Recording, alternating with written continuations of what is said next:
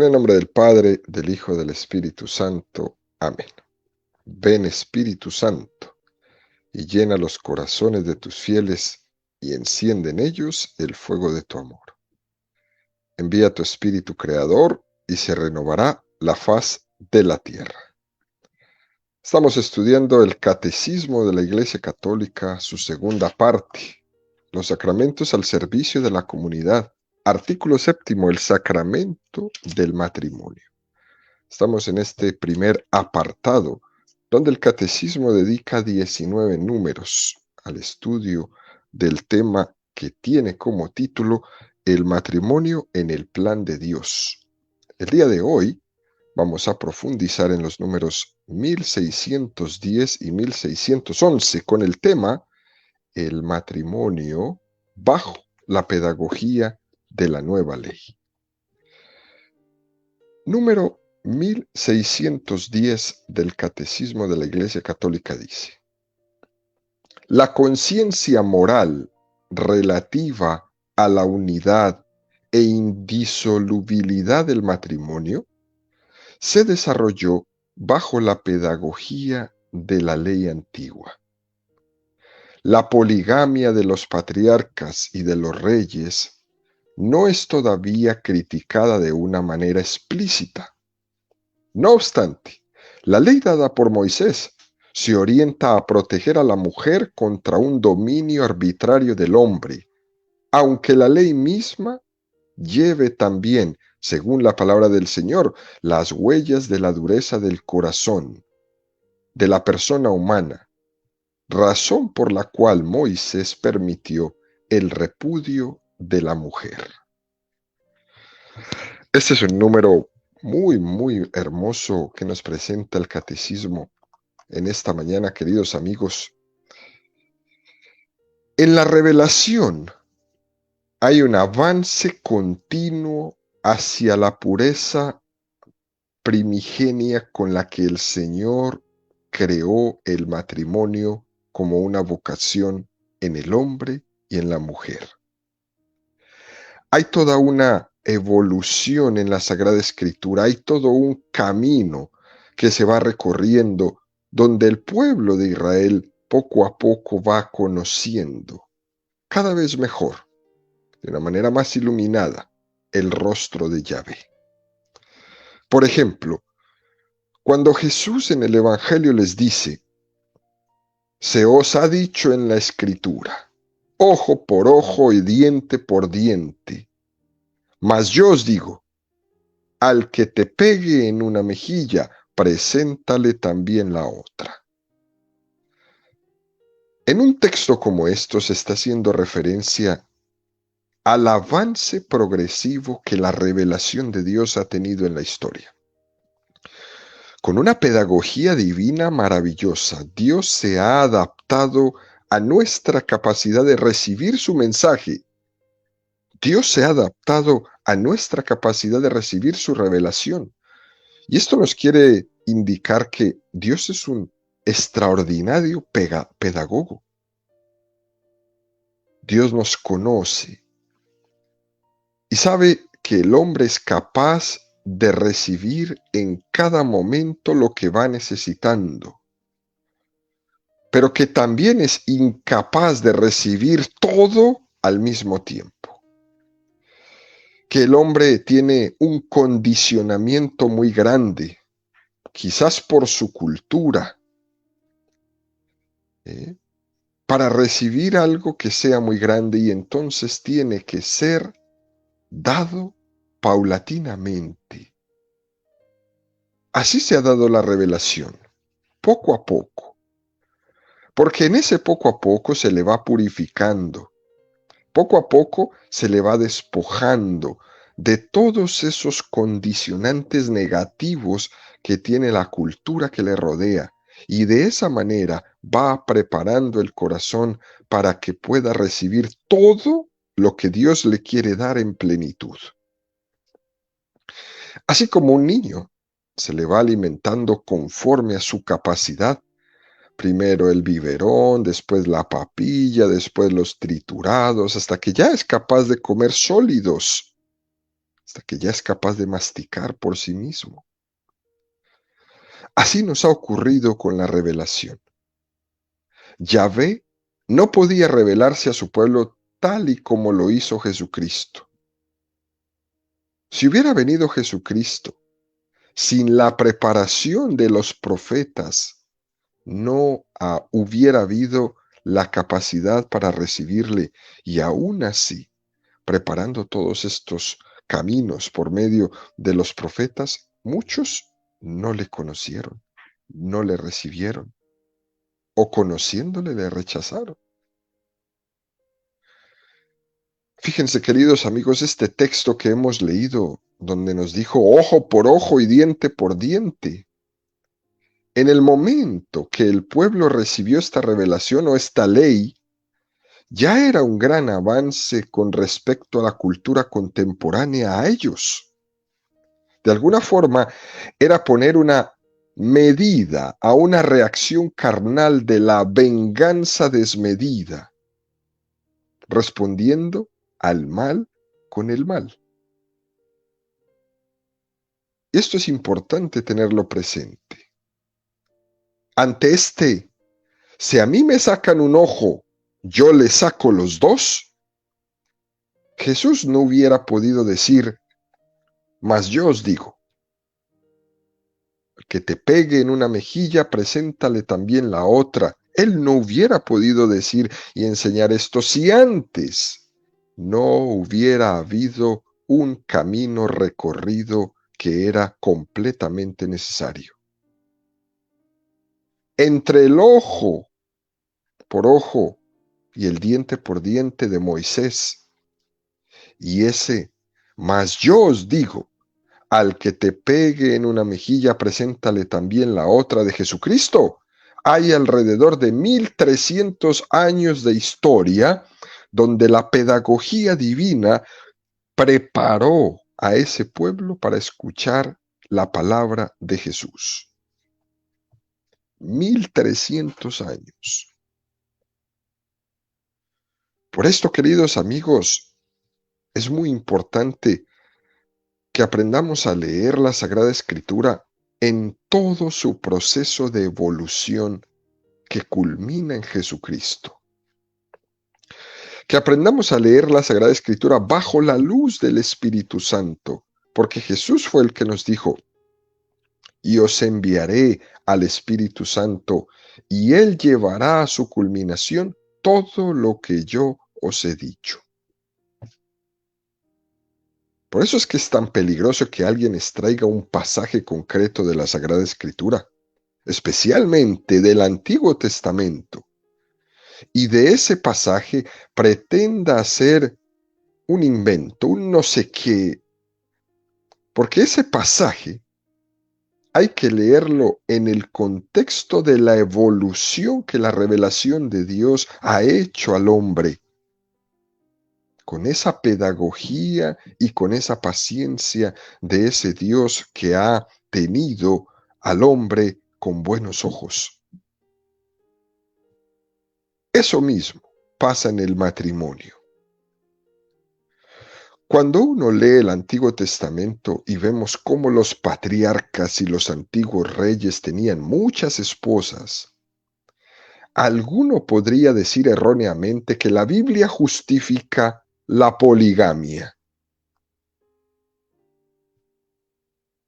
Pero nosotros no podemos olvidar que estamos en un contexto cultural e histórico en el que todavía no se había dado la luz suficiente para entender por qué la poligamia o la poliandría son contrarias a la dignidad del ser humano. Poligamia, un hombre que tenía el permiso de tener varias mujeres al mismo tiempo. Poliandría es el permiso de una mujer para tener varios hombres al mismo tiempo. No podemos olvidar, queridos amigos, que la Sagrada Escritura no tiene contenidos escritos en el papel sino que es una historia de salvación en la que hay un caminar de Dios junto a nosotros, teniendo mucha paciencia con nosotros. Es la paciencia que tuvo Jesucristo con los discípulos de Maús cuando les fue dejando desahogarse y luego poco a poco les fue corrigiendo e instruyendo y llevándoles a la luz de la interpretación del mensaje revelado. Solo que en Emaús fue mientras caminaban un poco de camino, ¿cierto? 6 estadios. Con Dios, con Yahvé, fue todo el Antiguo Testamento, desde Abraham hasta Jesucristo. En ese contexto es en el que nosotros hemos ido caminando hacia la unidad e indisolubilidad del matrimonio. Por eso, el catecismo en este número nos dice: no obstante, la ley dada por Moisés se orienta a proteger a la mujer contra el dominio arbitrario del hombre. Aunque la ley misma lleve también, según la palabra del Señor, las huellas de la dureza del corazón de la persona humana, razón por la cual Moisés permitió el repudio de la mujer. Y nos va a hacer referencia a un texto del Deuteronomio 24:1-4. Si un hombre toma a una mujer y se casa con ella, y resulta que esta mujer no halla gracia a sus ojos, porque descubre en ella algo que le desagrada, le redactará un libelo de repudio, se lo pondrá en su mano y la despedirá de su casa. Si después de salir y marcharse de casa de éste, se casa con otro hombre y luego este otro hombre le cobra aversión, le redacta un libelo de repudio, lo pone en su mano y la despide de su casa. O bien, si llega a morir este otro hombre que se ha casado con ella, el primer marido que la repudió no podrá volver a tomarla por esposa después de haberse hecho ella impura, pues sería una abominación a los ojos de Yahvé. Y tú no debes hacer pecar a la tierra que Yahvé tu Dios te da en herencia. Es decir, vemos que habían unas prescripciones, quizás muy fuertes. Esas prescripciones a las que Jesús se refiere cuando dice: por la dureza de vuestro corazón permitió Moisés repudiar a la mujer. Jesús va a ser contundente. Mateo 19:3. Y se le acercaron unos fariseos que para ponerle a prueba le dijeron: ¿puede uno repudiar a su mujer por un motivo cualquiera? La discusión que había entre los fariseos no era si se podían divorciar o no. Eso ellos ya lo daban por supuesto. La discusión en el fondo era si podían divorciarse por cualquier motivo, no por un motivo grave, por cualquier motivo. Mateo 19:4-11. Y Jesús le respondió: ¿no habéis leído que el Creador desde el comienzo los hizo varón y hembra, y que dijo: por eso dejará el hombre a su padre y a su madre y se unirá a su mujer, y los dos se harán una sola carne? De manera que ya no son dos, sino una sola carne. Pues bien, lo que Dios unió, no lo separe el hombre. Dícenle: pues, ¿por qué Moisés prescribió dar acta de divorcio y repudiarla? Díceles Moisés: teniendo en cuenta la dureza de vuestro corazón, os permitió repudiar a vuestras mujeres, pero al principio no fue así. Ahora bien, os digo que quien repudia a su mujer, no por fornicación, y se case con otra, comete adulterio. Dícele sus discípulos: si tal es la condición del hombre respecto de su mujer, no trae en cuenta casarse. Pero él les dijo: no todos entienden este lenguaje, sino aquellos a quienes se les ha concedido. Este es un texto muy amplio que dice muchas cosas y muchas enseñanzas. Vamos a tomar dos. Primera, vemos cómo Jesús da una palabra en libertad. Jesús no se deja condicionar por el contexto cultural. Él no se deja atrapar de la cultura. Es que todos dicen que es así, por lo tanto está bien. Eso que escuchamos hoy día. Como todos dicen que abortar está bien, entonces está bien. No, Jesús no se deja condicionar del contexto de la cultura. A Jesús le preguntan sobre los motivos de justificación del divorcio.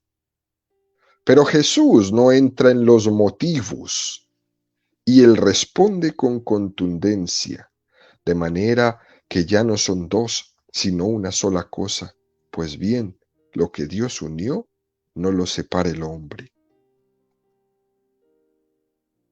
Ya ha habido un avance suficiente y la revelación es dada en plenitud en Jesucristo sin dejarse condicionar por la cultura. Jesús ha venido a descubrir al hombre y a la mujer la vocación primigenia que los dos habían tenido desde que Dios los creó. Por lo tanto, estamos enfrente de un Jesús que es plenamente libre de condicionamientos culturales o históricos. Segunda enseñanza. Todo esto es posible porque la ley sin la gracia de Dios es incumplible.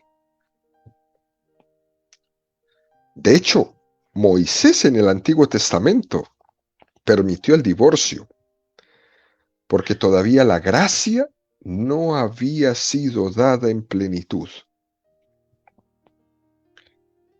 No tiene sentido mandar algo a alguien si ese no tiene la posibilidad de cumplir lo que se le manda. Moisés permitió el divorcio porque tenía conciencia de que el hombre no tenía la gracia, el don de Dios de poder cumplir el ideal del matrimonio único e indisoluble. El hombre estaba tan condicionado por su condición carnal, por los condicionamientos de hábitos adquiridos, que cuesta muchísimo romper con ellos por el esfuerzo solo de uno. Y es Jesucristo el que ha venido a romper con esos condicionamientos, a darle al hombre lo que necesitaba para poder cumplir la nueva ley, para poder cumplir en plenitud esa ley. Jesucristo no viene a rebajar la ley, sino a darnos la posibilidad de cumplirla en toda su perfección. Ese es el regalo. Te basta mi gracia. Decimos que el Señor nunca nos pide algo que esté por encima de nuestras fuerzas. ¿Por qué nuestra fuerza es la gracia que Jesucristo nos ha traído? Y si no es con la gracia, queridos amigos, la ley se convertiría en odiosa. Cuando Jesús dice esto a los fariseos, los discípulos se quedan asustados. Por eso el texto del Evangelio dice, dícenle sus discípulos. Si tal es la condición del hombre respecto de su mujer, no trae en cuenta casarse. Y Jesús les contesta, no todos entienden este lenguaje, sino aquellos a quienes se les ha concedido. Es decir, que para casarse hay que abrirse a una vocación que Él te da. Algunos piensan que casarse está en la esfera de una decisión personal sin más, es decir, yo decidí casarme y me caso. Y claro, en un pedacito tienen algo de razón. Hay una decisión personal. Igual que para ser sacerdote o para ser religioso, hay una decisión personal. Hay algo de decisión personal, pero es necesaria la vocación. Para casarse hay que tener vocación al matrimonio. Para casarse es necesaria pedir la gracia para ello. Porque naturalmente sin la gracia de Dios es imposible cumplir la ley. Sin la gracia de Dios es incumplible todas las exigencias que tiene el matrimonio. Por eso se nos dice que debemos acercarnos como mendigos, suplicando la gracia de este sacramento. Y entonces con tu gracia, Señor, yo podré seguir adelante. Para casarse es necesario pedir la gracia. Por tanto, queridos amigos, esta es la cuestión. Me caso por la iglesia en el sacramento del matrimonio y pido la gracia para poder cumplir el ideal, y por eso recibo el sacramento. De lo contrario, no sería necesaria ni la gracia ni el sacramento. Y esto es difícil de entender, y por eso Jesús les dice a los discípulos, no todos entienden este lenguaje, porque es una vocación. Y el catecismo nos va a regalar un paso más y nos va a presentar otro número, el 2387, que dice, es comprensible el drama del que, deseoso de convertirse al Evangelio, se ve obligado a repudiar una o varias mujeres con las que ha compartido años de vida conyugal. Sin embargo, la poligamia no se ajusta a la ley moral, pues contradice radicalmente la comunión conyugal. Es decir, la poligamia niega directamente el designio de Dios tal como es revelado desde sus orígenes. Porque la poligamia es contraria a la dignidad personal del hombre y de la mujer, que en el matrimonio se dan con un amor total y por lo mismo es un amor único y exclusivo. Esto es muy hermoso y esto es profundamente cristiano. Es más, si alguien que me está escuchando le pone un poco más de atención, se da cuenta aquí que el gran defensor de la mujer es el cristianismo, es la Iglesia Católica. Que si alguien dignifica a la mujer, es la fe católica. El cristiano que había sido polígamo está gravemente obligado en justicia a cumplir los deberes contraídos respecto a sus antiguas mujeres y a sus hijos.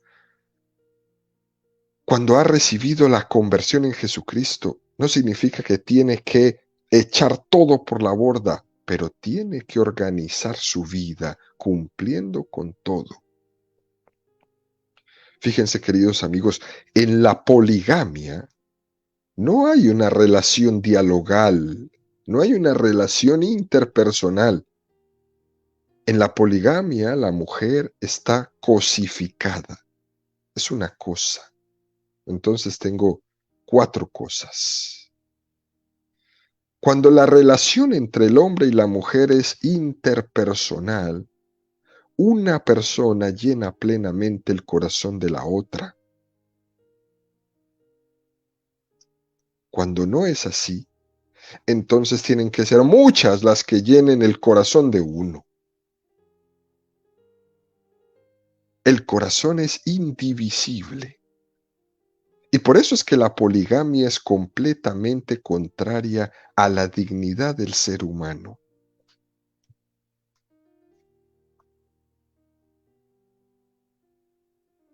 Vamos a hacer notar otra cosa. Por ahí escucha uno algo que dice que la religión católica es machista. Es más fuerte todavía. Algunas personas dicen, la Biblia es machista, ¿no? Y el caso es que cuando se dicen estas cosas, la gente se está olvidando de aspectos fundamentales de la Biblia. Y la cuestión es que el origen del machismo está siempre basado en la ley del más fuerte. Y viene el machismo a ser como la animalización en las relaciones entre el hombre y la mujer. Pero curiosamente, la religión católica lo que fomenta en el hombre y la mujer no es la animalización, sino la espiritualidad. Lo que la fe católica alienta es el nivel espiritual, no el animal. Por eso no cabe duda que la religión católica ha sido un instrumento muy importante para mitigar el machismo del mundo. En primer lugar, Dios se presenta como Padre, pero Dios no es ni varón ni hembra, no tiene sexo, sino que es un ser espiritual. Vamos a levantar al hombre, vamos a levantar a la mujer hacia una experiencia de vida espiritual, no animal. Pero Dios se revela en la Sagrada Escritura en muchas ocasiones, queridos amigos, con imágenes femeninas también. Isaías 49, 14, 16. Pero dice Sión, Yahvé me ha abandonado, el Señor me ha olvidado. ¿Acaso olvida una mujer a su niño de pecho sin compadecerse del hijo de sus entrañas? Pues aunque esas llegasen a olvidar, yo no te olvido. Míralo, en las palmas de mis manos te tengo tatuada. Tus muros están ante mí perpetuamente. Es un texto muy precioso. También hay ciertos textos sagrados de los que se hacen algunos juicios anacrónicos. Por ejemplo, en el relato de la creación, el hecho de que Eva fuera creada de la costilla de Adán, es bastante evidente que en el contexto histórico esta imagen expresaba gráficamente la fundamentación teológica y antropológica de que la mujer tiene la misma dignidad que el hombre porque es de su misma carne y sangre. La mujer no es una parte del hombre. La mujer tiene su misma carne y sangre, por tanto los dos son completamente iguales. Y en esto la fe católica es defensora número 1. Y lo fundamental es que las grandes aportaciones que ha hecho Jesucristo en contra del machismo son contundentes. Hay que proponer en contra de la poligamia la monogamia. Y esto es un increíble logro del catolicismo, queridos amigos. Fíjese, sin la monogamia es imposible hablar de la misma dignidad entre el hombre y la mujer. Es imposible. El principio básico que iguala la dignidad es que un hombre es para una mujer y una mujer es para un hombre. Jesucristo nos va a regalar esto en contra del machismo. Quitar la poligamia y proponer la monogamia. En segundo lugar, Jesucristo nos va a proponer el rechazo del divorcio, que es diferente a la separación de los cuerpos. Jesús dice que quien repudia a su mujer y se case con otra comete adulterio contra ella. Y si ella repudia a su marido y se casa con otro, comete adulterio contra aquel. Es decir, Jesucristo exige de los dos lo mismo, al mismo nivel, tanto para el hombre como para la mujer. Qué regalo tan grande en contra del machismo histórico nos ha dado Jesucristo en la fe católica. Dicho esto, damos un paso más, queridos amigos.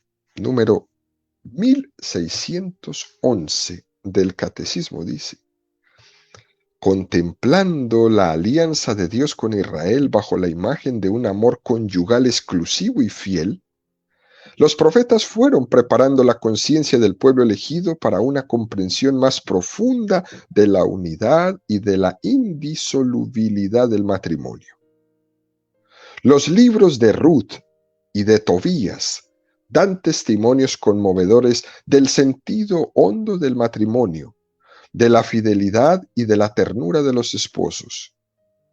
La tradición ha visto siempre en el Cantar de los Cantares una expresión única del amor humano, en cuanto que este reflejo del amor de Dios, amor fuerte como la muerte, que las grandes aguas no pueden anegar. Es un número bellísimo que nos va a proponer el Cantar de los Cantares 867. Ponme cual sello sobre tu corazón, como un sello en tu brazo, porque es fuerte el amor como la muerte, implacable como el Sheol la pasión. Saetas de fuego, sus saetas, una llama de Yahvé. Grandes aguas no pueden apagar el amor, ni los ríos anegarlo. Si alguien ofreciera todos los saberes de su casa por el amor, se granjearía desprecio. Es decir, el amor tiene una dignidad superior a todo lo material. Y se aplica aquí como que el tesoro más grande que tiene el hombre es el reflejo del amor de Dios. ¿Hasta dónde puedo amar?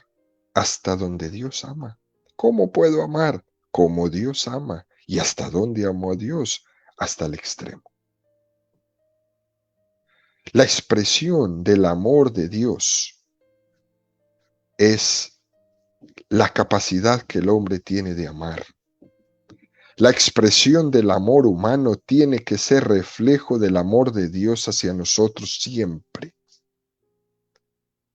Por eso, este número 1611 del Catecismo nos recuerda en ese proceso paulatino que va avanzando poco a poco hasta llegar a la plenitud de la revelación en Jesucristo. Sí que es verdad que Moisés había permitido el repudio de la mujer por la dureza del corazón y por los hábitos adquiridos que existían, y porque todavía ellos no tenían la gracia para poder cumplir el ideal de la ley del matrimonio.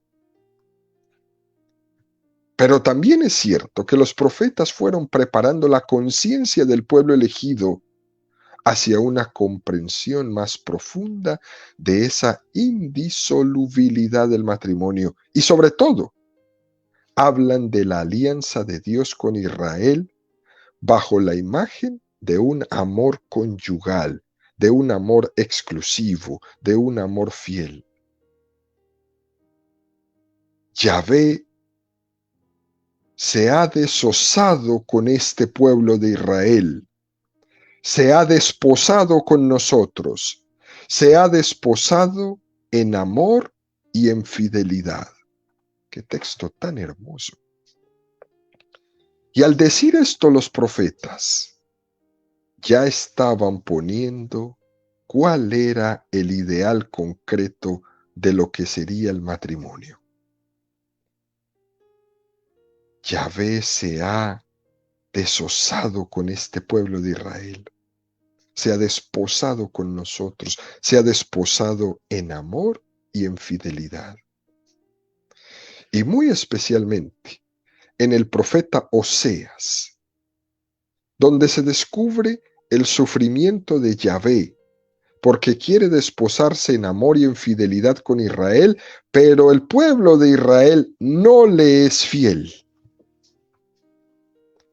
Oseas fue un profeta elegido por Yahvé que tenía el problema de que su mujer le era infiel y él sentía ante eso una gran humillación.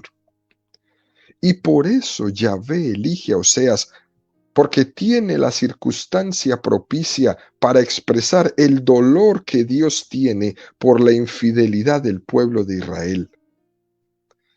Cuando él, Yahvé, quiere amarlos en fidelidad, ellos le son infieles. Y por eso escoge a Oseas. Oseas 1:2. Comienzo de lo que habla Yahvé por Oseas. Dijo Yahvé a Oseas: ve, tómate una mujer dada a la prostitución e hijos de prostitución, porque la tierra se está prostituyendo enteramente, apartándose de Yahvé. O también nos presenta el profeta Malaquías 2:13-17.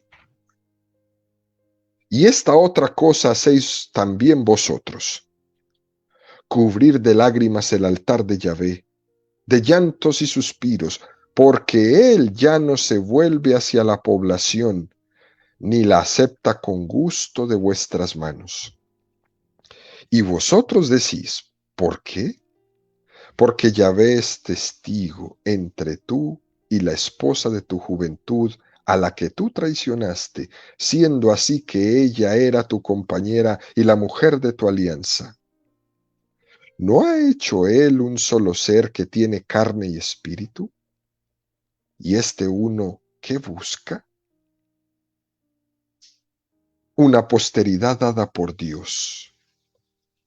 Guardad pues vuestro espíritu.